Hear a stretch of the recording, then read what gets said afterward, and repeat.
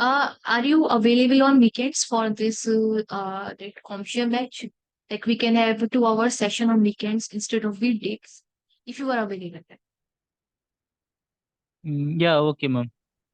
At what time? Um, like 9 to 11 the same time, right? 9 to 11. Yeah, okay. Saturday and So Sunday, right? like 9 to 11. yeah, just Saturday and Sunday.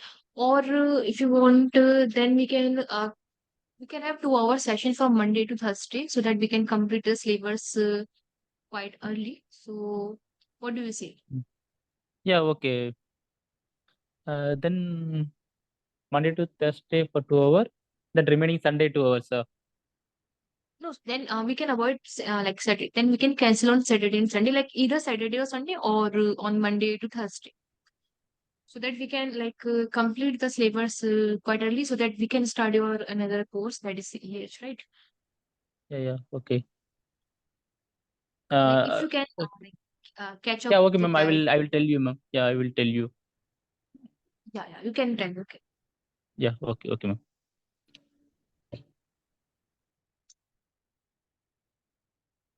So now here we have hashing algorithm. So we have discussed about symmetric, asymmetric, etc.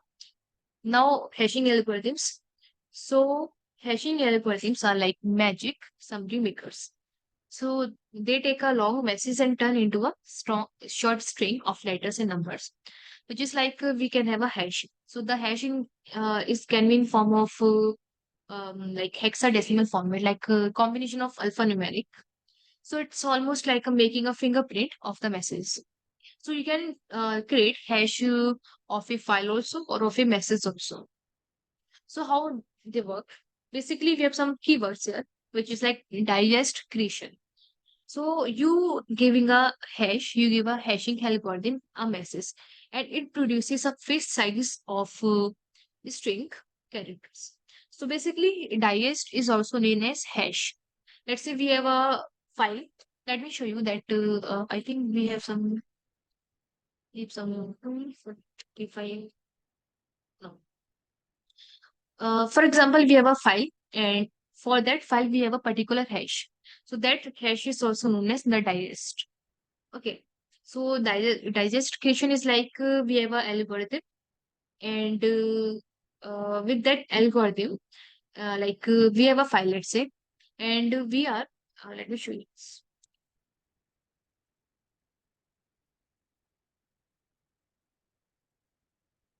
So let's say we have this tst file. Okay. Let's say we have this one file.txt. So now we want to generate a hash of this file. So now we are giving this file to any particular tool. Okay. Or and now here we are giving a particular algorithm. It can be anything of your choice. Let's say MD5. And with this MD5, when we feed this algorithm or when we feed this file to this algorithm, so the output of this algorithm is a hash. Okay. So the hash can be anything. So in case of MD5, we have this like random hash. Okay. Like it can be number, like it can be alphanumeric or it can be just combination of alphabets. Okay. So this is hashing, or this line is also known as the digest. You can say hash, you can say hash value, you can say digest, like anything. So that is digest creation. And then we have one-way street, which means hash are irreversible, which we have already discussed, like how hashes are irreversible because they are used for, they are like the output of any algorithm. And algorithm is like a set of steps with the mathematical calculations. So we cannot reverse any algorithm and we cannot hence reverse any hash. So one-way street means the hashes are irreversible. Then we have collision risk. So with this hash, we have a with this hashing, we have the collision risk. For example, let's say you have your password 12345, and I have also the password 12345. So the password, the hash for this 12345 password is same. So that is known as collision risk. And with this collision, you can any attacker can crack the password with the help of rainbow table. Okay, that we have already discussed. Okay, so we can avoid collision with the help of salting, that we have already discussed, right? Sorting, how we can use sorting for cracking the passwords. For avoiding the collision. Because we have the rainbow table, and with the rainbow table we have some combination of passwords, and we have some combination of that hashes. So for that, if you want to avoid collision, you can use sorting in that case. Then you have using cryptography. So we can use hashing in cryptography. So because these are super powerful in super useful and powerful in cryptography. For example, you can create a digest of a message and encrypt the digest with a private key. Okay. So others can use your public key to verify the message digest matches the decrypted one. So this way they know that message hasn't been tampered with, which is we are ensuring the integrity here. Okay. Then we have password protection. So we can also protect password using hashing, which means we can also generate the password hashes. Okay. Then we have file integrity, which we can ensure the file integrity with the help of hashes. For example, we have this file, and let's say we have some content in this file. Let's say hello. Now this is a file, and we have applied MD5 algorithm to this file, and we have this hash. Now if any of the attacker or any modification is made in this file, then the hash will completely change. Okay, and let's say we have the receiver and we have the sender here. So the receiver here, so the sender here, receiver. So the sender shares this file to this receiver. Now the receiver ensure that the integrity of the file by comparing the hashes. Okay, so he or she will compare the hashes, and if there's a change in the hash, which means the integrity is valid, and if there's no change in the hashes, then we can say there's a proper integrity while transmitting the file. So we can also ensure file integrity here. That strength Yeah, hello. hashing is Ma'am. fast. Yes. This file integrity, I clearly understood, ma'am. In file integrity, we are using hashing. But where we are using that password protection in hashing? Sorry. No, this file integrity, I clearly understood. By using hashes, we are using hashing for file integrity. Yes. Can you give example for that password protection and cryptography? Why we are using Um. caching in file password protection and cryptography? Okay. File password protection. Uh, we are not using for file password protection. We are No, using no, for not for password file, ma'am. protection. Yeah, not for file. That password for password protection, where Okay. we are using hashing. Any Okay. example? Okay. So let's say you have your database. Okay. So let's say this one is your SQL or MySQL or NoSQL or any MongoDB database. Okay. So let's say you have the database. And let's say this one is a relational database. So relational database are the database where your data is stored in the form of tabular format, mean in the form of rows and columns. So this is your database. And let's say you in your database, here you have this ID number, okay, which is unique. Here you have username and here you have password. So let's say here you have the user names here and here you have the passwords. Okay. So let's say this can be the database of any website. This can be the database of any company, anything. And here we have this unique ID for each and every user. Now here, there's a mechanism in the database. It is like quite popular nowadays, where the whether it is relational database or non-relational database. In the relational, you are storing your data in the form of rows and columns. Mean in the form of that rows and columns. And in the non-relational databases, you are storing data in the form of videos, audios, or images, or graphs, or in the JSON format, etc. So in the relational databases, we have a format of hashing. For example, whenever you want to store your password, so there's a mechanism in database where the password is stored in the form of hash. Means even in the database, we are storing the password in the form of hash, not in the plain text. Okay, so here we are using that hashing in this way. So we are storing the passwords in the database in the hash form. Okay, in the hash format instead of in the plain text. That is where we can use that. Where we are using the this one, hashing and password protection while storing your passwords or while storing your data. So let's say any user, we have a username, let's say admin, and with the admin we have password 12345. So instead of saving password as admin, so instead of saving password as 12345, we are saving the password in the form of any hash. Okay, so here we are using the like hashing password, like hashing in terms of password protection. So that if let's say there's a this database is vulnerable to SQL injection. So if any attacker fetches the data from the database and any attacker manages to fetch username and password, then in that case the that attacker cannot able to get the plain password. So he or she is still getting the hash format. Okay, and then he or she have to further crack this password for getting the plain text. So here we are protecting the password even inside the database, so that we can protect from the data breach, we can protect the database from the SQL injection attacks, etc. Okay. So this is how we can Yeah, use hashes in password protection. yeah, okay, ma'am. This one clear. But see, we are storing password like 1 2 3, this format, caching format. But we cannot revert back, right? If someone they forget the password, we cannot revert back it, right? There is Yes, no yes, we use can of revert. saving this password, right? No, there's use of saving. Why there's use of saving? Because let's say there's a mechanism in the databases. Let's say you in the login page you enter the username admin and you enter password 12345 or any other password. So now here's the value and here's we have the hash. Okay. Now here we are comparing the values. Okay, like we are comparing, let's say you have this password 12345 and the password of this hash or any other complex password, the password of this hash is this one. Okay, so here we are comparing the passwords here. And if the comparison is correct, if the hash is as it is, then we are like we are checking it. And if we don't have that, let's say if the user enter any other password instead of right password, let's say 67899 or 0. So in that case, the password, the hash of this 67890 is different from the hash which is stored in the password. So this is how we are checking.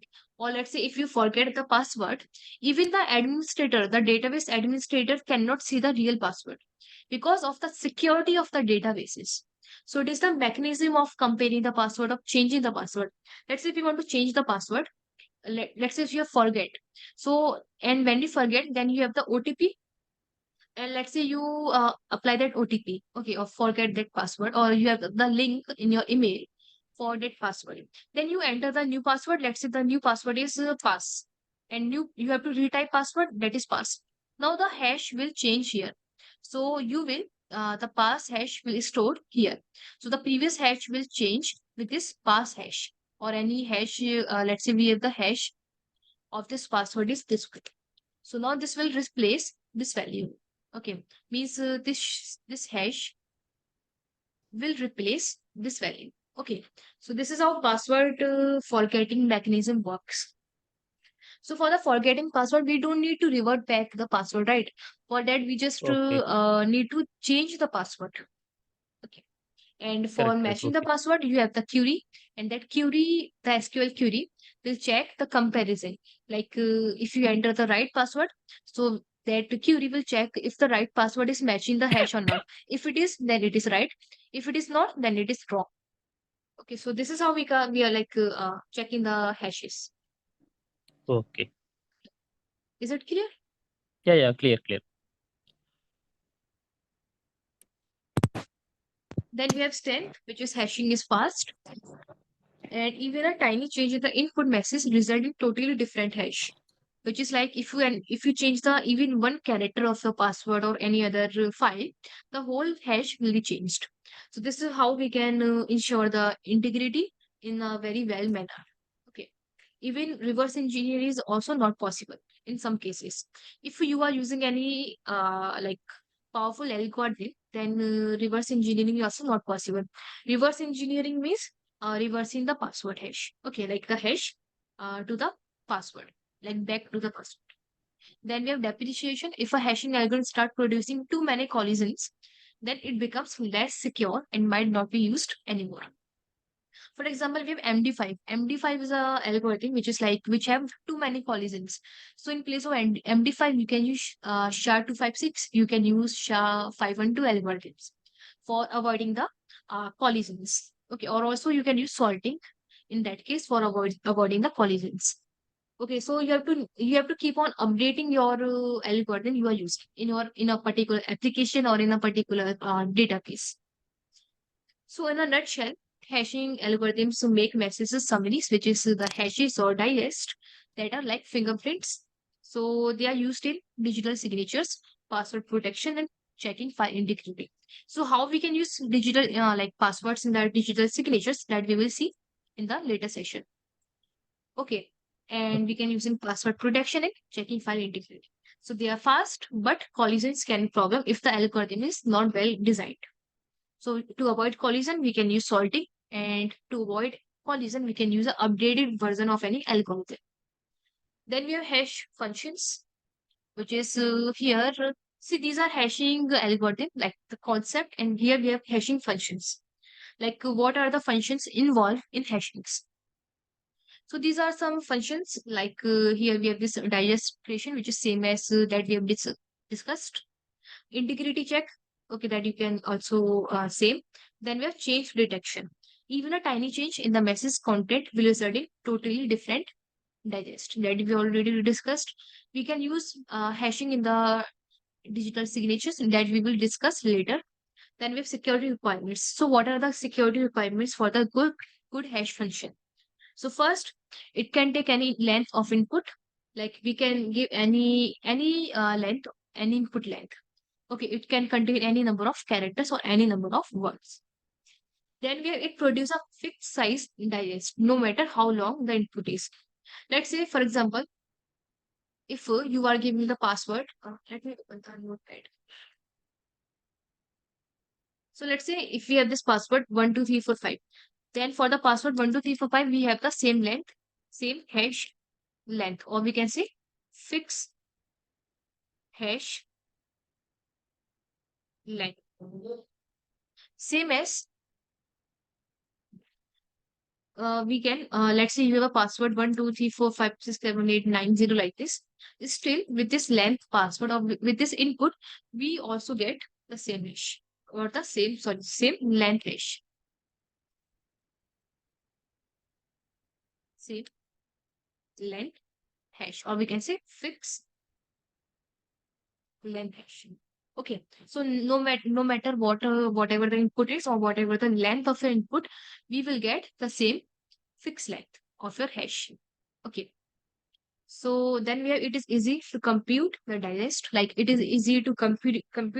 It is easy to compare or make a comparison. It is easy to like change the hash value, replace the value. It is easy to generate the hashes, etc. Okay, let me show you an example. Okay, we have one tool here which is known as hash calculator. This one, hash calci. So when you click on here, we will use in the CEH course also, but right now I want to show you for the clarity, okay, of the process. Like what is the process is going on in the background. I think we have to download from here on. Make sure you are downloading from the verified source.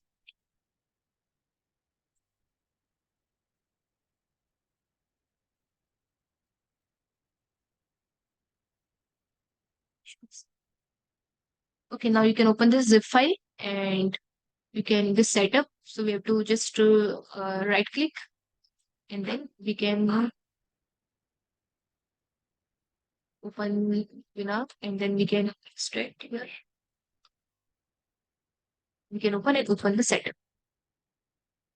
Now here click on next and I get set next, and install. Okay, then we will launch the HTC. Now here you can see this is asking for either for the data, which is your password 12345, or it can be any file. Okay, it can be any test string, let's say 12345. So here we are putting password 12345, and let's select any algorithm, MD5, SHA-1. We have multiple algorithm, and click on calculate. This is known as hash value. Okay, this is known as hash value, or you can say digest. Okay, so this is the value of this password 12345, or any value or any password. Let's select any file. Let's say we have this file, and let me like create any file here. Or let's say I have this file display filters. So you can browse here and you can select a file on desktop, which is display filters, open, and click on calculate. So the hash of this file is this one. Okay, so the hash of this file is this one, MD5 file. This is SHA algorithm. This is SHA RIP EMD algorithm, and this is CRC. So here we have these hashing like hashing value or digest, and this process is known as digest creation, which you are selecting any file, you are feeding a file with any of these algorithm, and then you are calculating the that file here. Okay, sorry, calculating the hash here. These are some hash value, so you can give it to an user. Okay, if any changes happen in this file, the hash will change entirely. Okay, so this is how actually that hashing works in any with the help of any tool. Okay, so it is easy to compute. Now you can see how it is easy to generate, how it is easy to compare. That you see in the practical part of cryptography in the CEH. Then it is really hard to go back, which is like you cannot reverse it. Then it is super hard to find two meshes that produce the same digest. So it is also odd. So if you are using any powerful algorithm, so it is very hard to compare the hashes of, or it is very hard to get the same value, same hash of multiple values. Okay. So these are some security requirements which we have to follow for the good hash function. Then we have some synonyms, which is hash. You can call hash, hash value, fingerprint, checksum, and digest, etc. Okay. So this is about hash. Now we have SHA. So we have two types of hash, which we are going to discuss, SHA and MD5, which are quite popular. So for the SHA, okay, which is like known as secure hash algorithm. So these are all summary which we have to memorize. Okay. So here SHA family consists of cryptographic hash function developed by the NIST. Okay. So for various security applications, these hash functions take an input which can be of any length and generate a fixed size message digest, which is of course the nature of the hash. So these here we have these kind of SHA family. So previously, first we have SHA-1, which is this was the original member of the family. It produces 160-bit message digest and operate on 512-bit blocks of input data. Means here you are giving 512-bit blocks of data to generate 160-bit of message digest. Okay.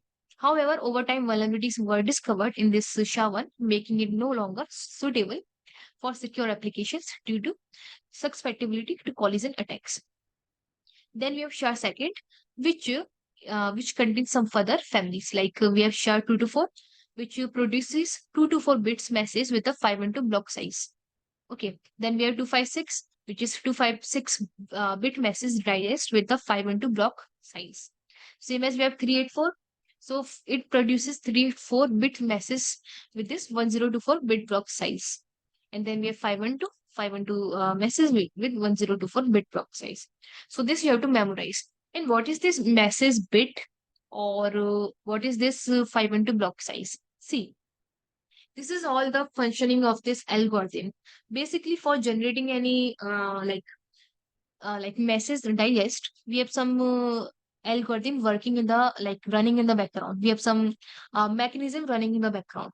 So like with this SHA-1, we will generate the 512 160-bit message digest, which is the size of your like hash value when you are giving 512-bit blocks of input data Okay. So this is how, this is only you have to understand for the examination. If you want to understand in detail, like how this particular algorithm work in the background, so that is all about, you can learn from the YouTube, or you can study from that. We have one channel there. I will tell you that channel. Okay, so you can study from there also. Or if you want to study, then I will also tell you about it. Okay, like what is the mechanism behind these algorithms. Okay, so we are giving 512 block of data to generate 160 block of or bit of hash value. Okay, which is like, you can think of like this one. Like for example, you are here we have this hash value, and this hash value, and here we have this one input data. Okay, so for 512 bit of input data, we are giving we are having 160 bit of hash value.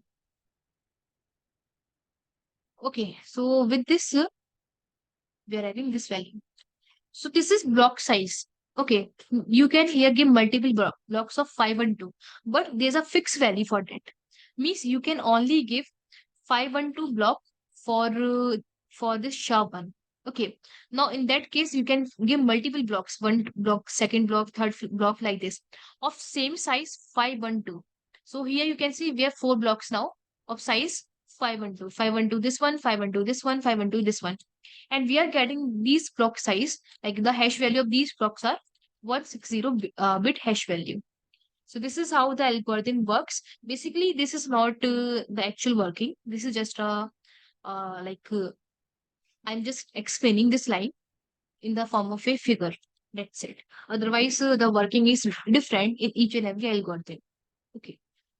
So after that, we have SHA-2. SHA-2, we have this one. So please remember these sizes, like how many bit of masses we have, like hash value we have with how many block size, okay, of input. So please remember these parts. So SHA-2 is generally considered secure and is widely used in various applications. However, theoretical vulnerabilities similar to SHA-1 has been identified in SHA-2. Okay, so there's a constant push to improve cryptographic algorithms. So that is why we have to keep on checking the algorithm. We have to keep on checking if the algorithm is vulnerable or not. So we have to keep on checking the efficiency of the algorithm time to time. Okay. And we have to keep on updating the algorithms. And you can only check the algorithms if you only know how this algorithm is working.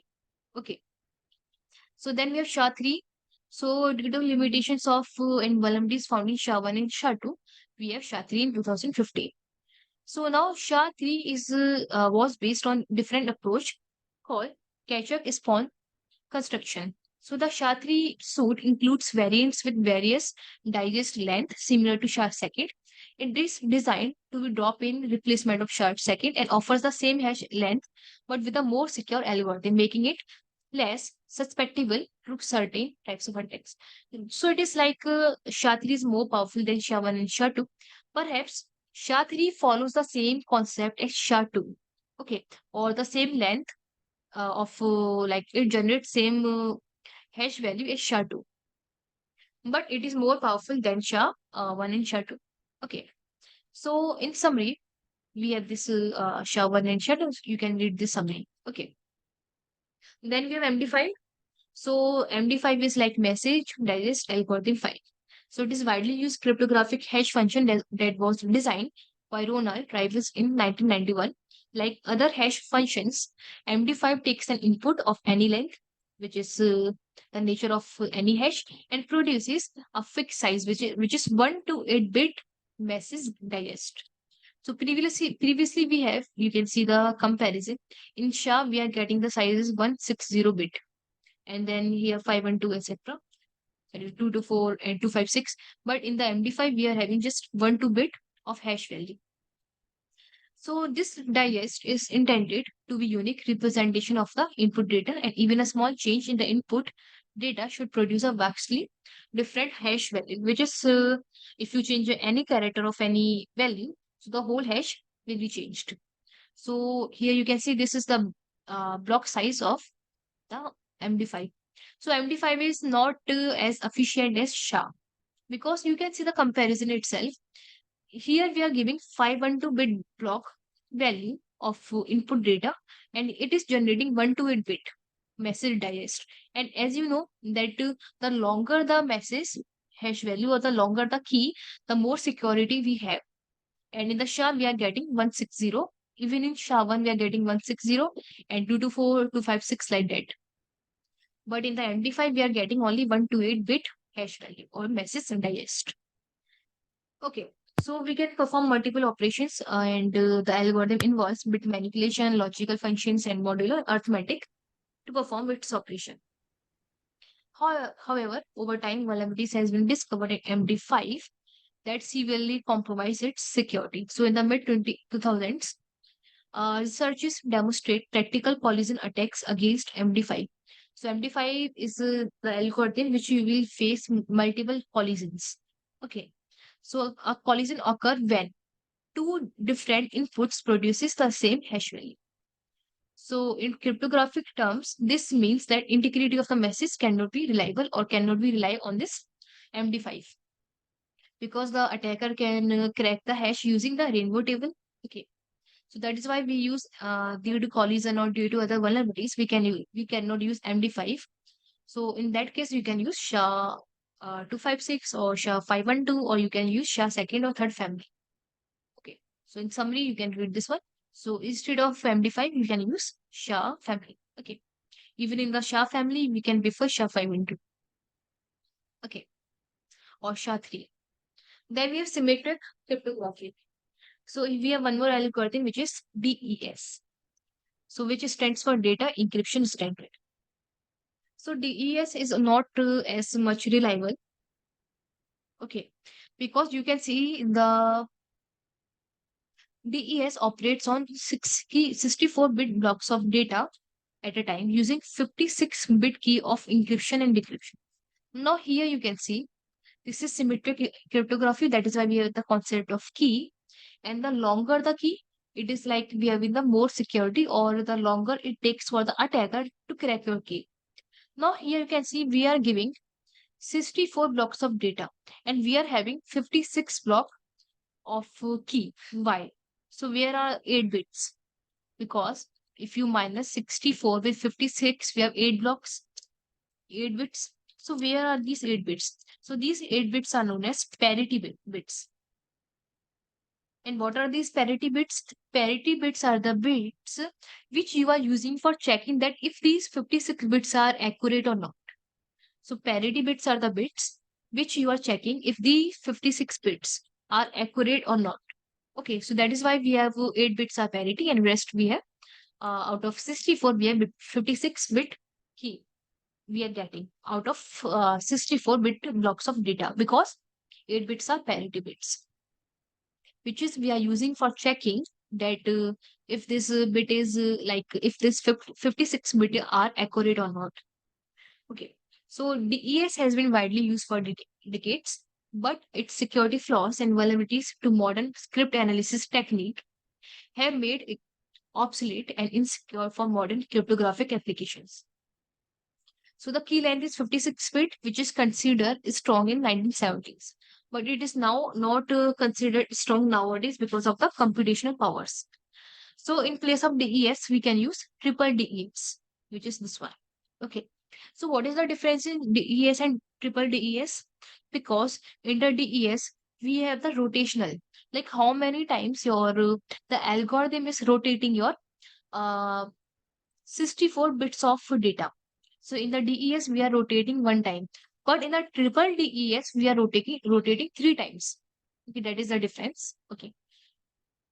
So in the later session, I will tell you the basic mechanism, like how this algorithm is working at a base level, which is not important for the examination. Okay, you just need to know the theory part of for the examination. Okay.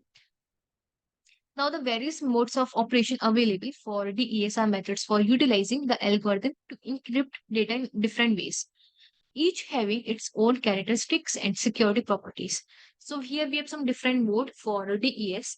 First, we have ECV, then we have CBC, which is cipher blockchaining, cipher feedback mode, output feedback mode. The counter mode are different modes of operation used for block ciphers like DES to provide various levels of encryption and security. Okay, so you can use different mode here for encrypting your message using DES. And these all modes are equally important or equally secure. Means you cannot say that ECV is important or ECV is higher than CVC. No, you cannot say that. Okay, so these all modes are equally important and equally secure. So you cannot say that one is more secure than another. No, they are equally secure. Okay. So first we have electronic codebook mode, which is like each 64-bit block of plain text is encrypted independently using the same secret key. Okay. So we are having each 64 block. Let's say we have 5 blocks of 64 bits. Okay. Let's say we have 5 blocks of 64-bit. Okay. So these 5 blocks, like each block of 64-bit are encrypting using same secret key. Then identical plain text blocks will result in identical cipher text blocks and not recommended for longer messages due to predictability. Like if you have 5 blocks, so if one block is if you're getting the cipher test for one block, then we can also predict the output of for 4 more blocks because of it is encrypting using the same secret key. Okay. Then it is used for exchanging small amounts of data, such as keys or database size. Okay. So that is ECV. Then we have CBC, which is cipher blockchaining. So each plain text is XORed with the previous cipher text block before encryption. XORed is an operation, okay, which is like in terms of binaries, we have some operation like AND or XOR, NOT. These are operations we have. So here we are like encrypting the data with the previous block. For example, let's say we have this block of data. Let's say we have one block, first block, and let's say we have second block. Okay. So now, why it is called chaining? Because each block is dependent on one another, on the previous block.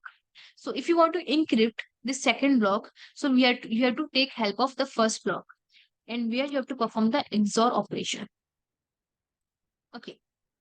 And let's say if you have a third block, and you now use this third block, how you will encrypt this third block? By taking the help of second block. Okay, by performing the XOR operation.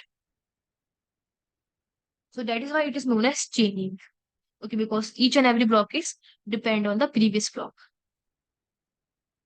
Then we have require an initialization vector for to start the encryption process. We need some initialization process because for the first block we need some like initial operations. Okay, that is known as initialization vector. So provides better security than ECV as patterns are eliminated because now we are not getting the pattern. In the ECV, we are getting the patterns because of same secret key. If you can predict if we have 5 block, if you can able to get the result of one block, then you can also predict the output of 4 more blocks because of the same secret key. But in the CVC, you cannot apply, you cannot predict the output because of the patterns. Sorry, because of this chaining method. Errors propagate, causing issues if a block is corrupted during transmission. So now there's a high chance of error here. If one block is corrupted, then next block is also corrupted because of third block is also depend on second block and second is depend on third block. Sorry, first block. So this is like a hierarchy here. So if there's an error in one block, then we are getting the error in every block. Okay. Then we have cipher feedback mode, which is like operates in streaming fashion, encrypting real-time data. Okay. And then uses memory buffers of the block size. And then similar to CVC, but XORs are encrypted version of the previous ciphertext block. Errors can dispute encryption but do not propagate to affect subsequent blocks. So cipher feedback is like it is following a streaming fashion, which is like they are encrypting the data in the real-time format, and it is using the memory buffer, like buffer overflow concept for the block size. For example, we have a size, let's say for each and every buffer, we have some size. So now we are not defining the size here. We are defining the size of the data or of the block according to the buffer size. Okay, which is memory buffer. So it is similar to CBC, which is this one. So here we are performing the XOR, but we are performing the XOR on the basis of encrypted version of the previous ciphertext block. Okay. And then we can avoid error, but not effectively. Then we have output feedback mode, where encrypts a seed value derived from an initialization vector of or a previous seed value. So, and seed values are generated using the block cipher and XOR with plain text. Means first we are having the block cipher, like we are having a block, we are encrypting the block, and then we have a plain text, we are encrypting the plain text with the help of XOR, and that the combination of these values are known as seed values. So no chaining mechanism errors do not affect the future decryption. And previous good synchronization between sender and receiver, that we have output feedback mode. Then we have counter mode, which is like uses a counter as seed value for encryption and decryption. Each counter value is encrypted independently, suitable for parallel computing, allowing breaking operations into independent steps, and errors do not propagate. So counter measure mode is also about seed value. Okay. And it is not dependent on each other. And we can use in parallel computing also. Okay. And we don't have any error because no block is dependent on each other. So that is why if we have an error in the one block, so we cannot get error in the another block because there's no chaining method. So these are some mode which is like you can just understand the theoretical part. Okay. So if you want to understand the practical part, like how it is basically working, like at base level, then we can discuss that in the end of this course. Okay. But that is not your part of your exam. Okay. So each mode offers a different approach to handling encryption and decryption, error propagation, and synchronization between sender and receiver. So the choice of mode depends on the specific requirements of the application, the desired level of security you want, and the potential impact of errors on the transmission. So whichever mode you want to use, it depends on your requirements. So it is important to note that these modes are equally secured. Okay. So this is what written here. Okay. And you can just read this stuff. Okay. So DES is no longer considered secure due to short key length and vulnerability to brute force attack. That is why we use ADES, which is Advanced Encryption Standard, which is comes in 2001, like which is came in 2001, and which provides stronger security and higher key length. And also we have some like we have the variant of DES, which is triple DES. So we have the size is more effective, and we have like it is all about we are getting the multiple rounds of DES encryption. In the DES, we are getting one round. In the triple DES, we are encrypting the algorithm with the help of we are encrypting the message with the help of algorithm three times. Means you are applying the encryption with the help of algorithms three times. Okay. So to improve security. But also triple DES is also outdated. So that is why we only prefer ADS. So AES, which is Advanced Encryption Standard. Okay, so we have triple DES. So in the triple DES, which is it provide increased security by applying DES algorithm multiple times using different keys. Okay, so we are using we are encrypting the message multiple times using different secret keys. So it enhances the security of DES by using multiple rounds of encryption and providing a larger key length. Okay, triple DES is still used in certain application, although it is declined in favor of more modern applications. Okay, or modern encryption algorithms. So we have also four variants of 3DS, which are combination of encryption and decryption operations. So first we have DES EEE3, triple E3, which is like it will generate 168-bit key length. Please remember these key length. Okay, it can be asked in the exam. So DES triple E3 generate 168-bit of key length and encrypts plain text 3 times using 3 different keys, key 1, key 2, and key 3. And the aspiration of this mode is E and K1 E, K2 E, and K3, and this is a plain text. So provides high level of security due to multiple encryption rounds. So here you can see we have this one aspiration. Okay, for this one, this E. So first we have encrypting 1 time, then we are encrypting 2nd time, and then we have the result 3rd time. Then we have DES EDES, which is also generate 168-bit key. Here we have same keys, key 1, key 2, and key 3, and the aspiration is here. Okay, so encrypts the plain text with key 1, and then decrypts the result with key 2, and then finally encrypt the result with key 3. Okay, which is we are encrypting with key 1, then we are decrypting with key 2, and then again we are encrypting with key 3. Okay, so this is EDES type variant. Combines encryption and decryption operation to achieve security. So here you can see we are combining the encryption and decryption process to achieve security. Then we have DES triple E second, which is 112-bit length. So here we are using 2 key, which is key 1 and key 2. Encrypts plain text twice with key 1 and key 2, each time using a different key. So we are encrypting twicely with key 1 and key 2. So first encryption goes with key 1, second encryption goes with key 2, third encryption goes with this one key 1. Okay, which is like twice. So this is the expression. Then we have EDE second, which is also generate 112-bit key. So again we have 2 key, which is like here you can see encrypt plain text with key 1, decrypt with key 2, and finally encrypt with key 1.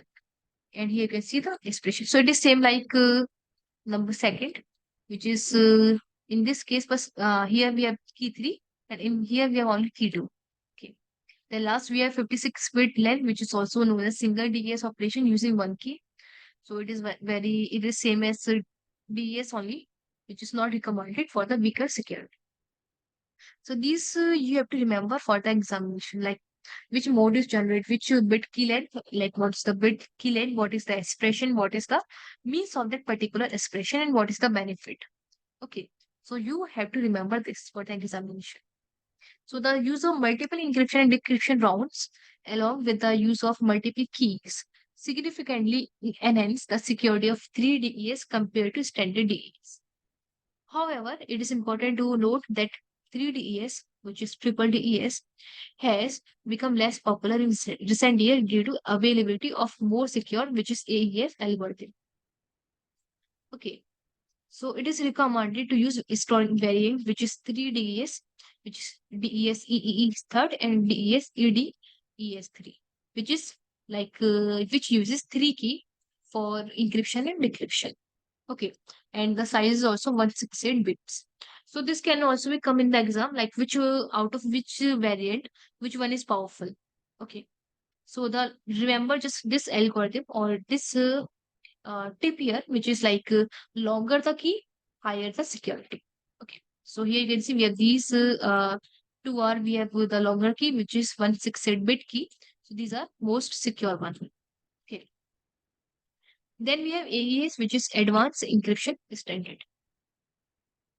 So after SHA, DES, we have AES, which is nowadays we only use AES because it generates the key length is 128.192.256.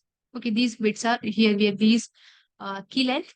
So the key length determines the level of security and number of rounds used in the encryption process. So block size, so it takes like 1 to 6 bits long block size. So with this 1 to 8 bits of block size, we are getting 1 to 8 bits, 192 bits, and 256 bits of key length. These are some encryption rounds. For the 1 to 8, we have 10 rounds of encryption. With the 192 bits keys, we have 12 rounds of encryption. And the 256 bits key, we have 14 rounds of encryption. So it basically depends on your key, how many rounds that key will have. Okay. Then we have substitution permutation network. Okay, permutation means replacing the keys, or we can say just replacing the character for the better encryption. Okay, which is like randomly replacing the character. So EES employs a SPN structure, which each round consists of several operations such as bytes, substitution, permutation, mixing, and key addition.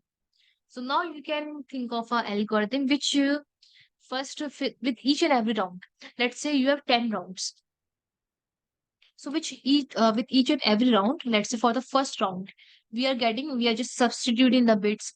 We are performing the key addition. We are performing the randomize of that bits, and we are just mixing the bits, etc. With each and every round. So now you can think of how many rounds we are getting. 10 rounds with 1 2 bits key. Now you can see the how much round we are taking in this particular key length. Okay, and with each and every round, we are performing these operations. Then we have X boxes, which is like AUS.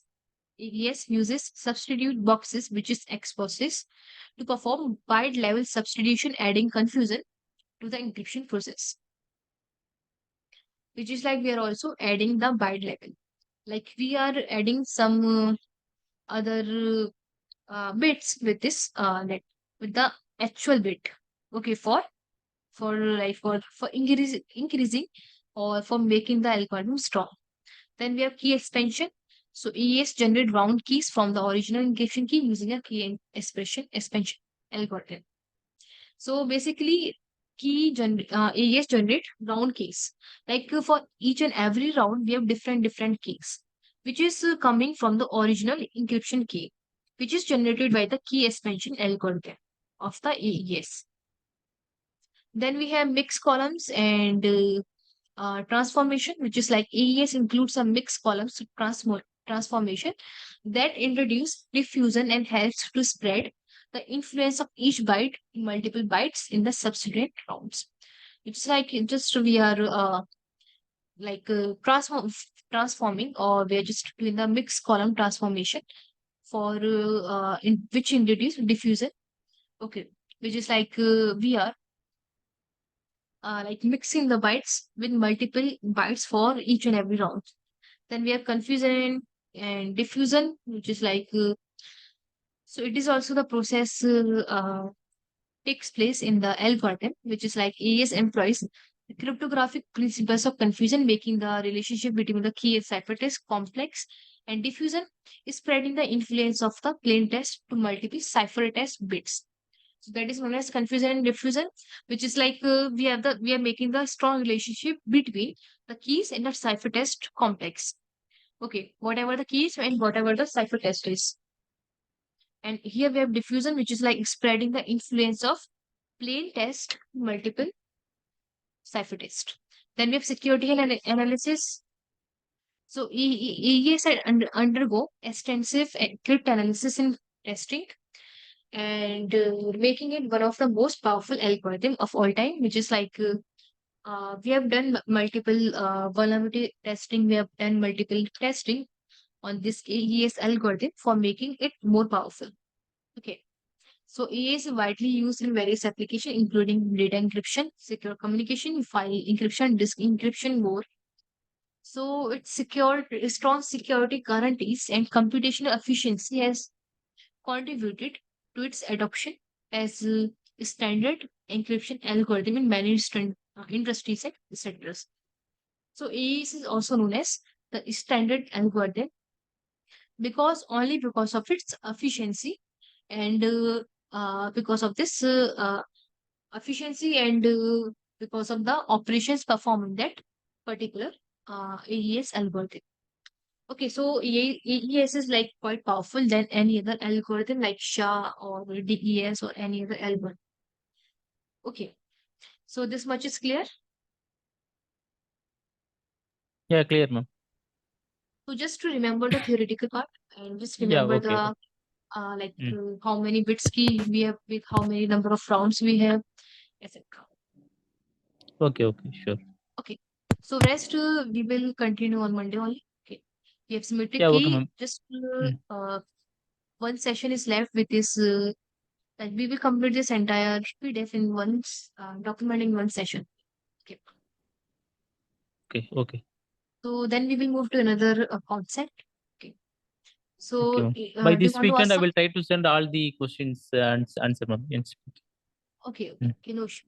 And please Okay. let me know about your timings. If you are comfortable in the Yeah, weekends, which one is so comfortable for you? Mm. basically weekends are fine. Weekend? Yeah, Weekends, sir. weekends. For yeah, we can have 2 hour session on weekends. Okay, okay. Mm. Because Saturday, I think I cannot join, ma'am. That's why I'm thinking. Okay, okay. So no issue. Okay. Even on Saturday, like you can join at any time in the morning, in the evening, in the afternoon, like anytime. Just Yeah. leave that 10 a.m. to 1 a.m. That is of yeah, artificial intelligence batch. That is why we cannot like reschedule it. Mm. Okay. Okay. So rest Yeah, you okay, can ma'am. take I if will. you're comfortable, then you can take. Otherwise, we can continue in this on this time. Okay. Yeah, okay, okay, ma'am. I will update you, ma'am. Sure. Mm. Okay. So rest we will continue on Monday. Okay. Okay, okay.